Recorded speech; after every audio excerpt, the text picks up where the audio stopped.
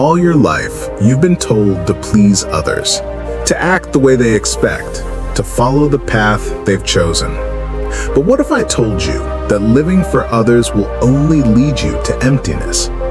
This is a story that will open your eyes. In a small mountain village, surrounded by rice fields and streams, there lived a young man named Haru. From the time he was a boy, he was taught one thing again and again. Respect what others say, listen to their advice, do what they want, and you will be loved. Haru carried this teaching like a law written in stone. When his parents told him to study farming, he studied farming, even though he loved drawing shapes in the dirt more than planting seeds. When his teachers told him to memorize lessons, he obeyed, even though his heart wanted to sing poems he secretly made in his head. When neighbors said, "Work harder, don't waste time dreaming," he worked harder, hiding his dreams in silence. People praised him often. "Haru is such a good boy," they said. "He listens. He never argues. He does what he is told." Outwardly, Haru smiled. Inwardly, he felt like an empty jar that could never be filled. As he grew older, this emptiness became heavier. At night, lying under the bamboo roof of his house, Haru would whisper to himself, "Why do I feel hollow when I've done everything right? Why does it feel like my life is not my own?" But in the morning, he put on the same smile and continued obeying everyone. One day, after another long day in the fields, Haru's childhood friend, Kenji, came to him. Kenji was bold, carefree, and often mocked for being too stubborn. "Haru," he said, "you're always doing what they say. Don't you ever feel tired?" Haru sighed. "If I don't do what they want, they'll be disappointed, maybe even angry. I can't live with that." Kenji looked at him for a long time, then shook his head. "No, my friend, you can't live with disappointing yourself. That's the real prison." Those words pierced Haru's heart. That night, he couldn't sleep. He kept hearing Kenji's voice. "You can't live with disappointing yourself." The next morning, Haru made a decision. He walked to the edge of the forest where an old Zen master was said to live. People whispered that this master had guided many souls who were lost in confusion. Haru, with trembling hands, knocked on the wooden door of the small hut. The master, with a long beard and calm eyes, welcomed him in silence. Haru poured out his heart. "Master," he said, "all my life I have lived to please others. I do everything they ask, yet I feel empty. I feel broken. Please tell me what is wrong with me." The master listened patiently, then handed Haru an empty clay jar. Without explanation, he said, "Go to the river, fill this jar, and bring it back to me." Confused, Haru obeyed.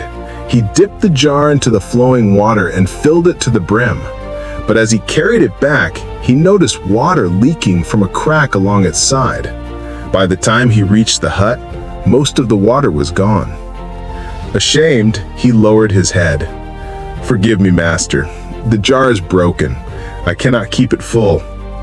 The master smiled gently. "Exactly. This jar is your life. You are trying to fill it with everyone else's expectations, but the cracks of your soul leak them away. No matter how hard you try, you will never feel full until you pour into it what truly belongs to you." Haru's eyes widened. "But master, if I stopped living for others, won't they call me selfish? Won't I lose their love?" The master placed a hand on his shoulder. His voice was calm but firm. "Tell me, Haru, what is worse, being called selfish by others or betraying yourself every day of your life?" Those words struck Haru like thunder. For a moment, he felt his chest tighten and tears filled his eyes. He realized that for years he had been betraying himself, killing his dreams, silencing his voice, hiding his true soul, just to win the approval of others.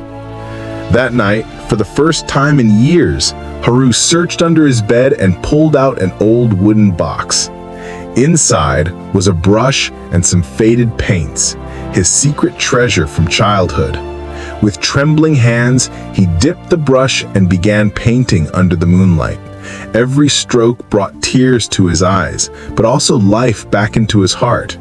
For hours he painted the river, the mountains, and even the cracked jar the master had given him. For the first time, he felt alive. Days turned into weeks. Haru continued working in the fields, continued helping his parents, but he no longer buried his soul. Each evening he painted. Slowly, word spread in the village. People came to see his art. Some laughed, saying, "A farmer wasting time with colors." Others whispered, "He's lost his mind." At first, the voices hurt, but Haru remembered the master's words. What is worse, being called selfish by others or betraying yourself every day of your life? He chose not to betray himself anymore. Over time, something surprising happened. The same villagers who mocked him began to admire his paintings. A traveling merchant saw his art and offered to buy it. Soon, Haru's work spread beyond the village. People from other towns came to see the young farmer who painted with soul. But more importantly, Haru no longer felt empty. He still helped his parents, he still cared for his friends, but he no longer lived as a prisoner of their approval. He lived for his truth. One evening, as the sun set and the village children gathered around him, Haru told them the story of the cracked jar. He said, "If you live only for others, your life will always leak away.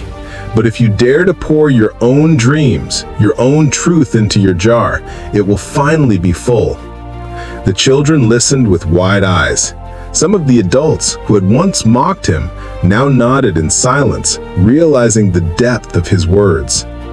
Years later, Haru's name was remembered not just as a farmer or a painter, but as a man who showed his village the power of living true to oneself. People said, "He taught us something greater than farming or painting. He taught us how to live." And so, my friend, remember this: if you spend your whole life living for others, you will lose yourself. But if you dare to live your truth, you will inspire others to do the same.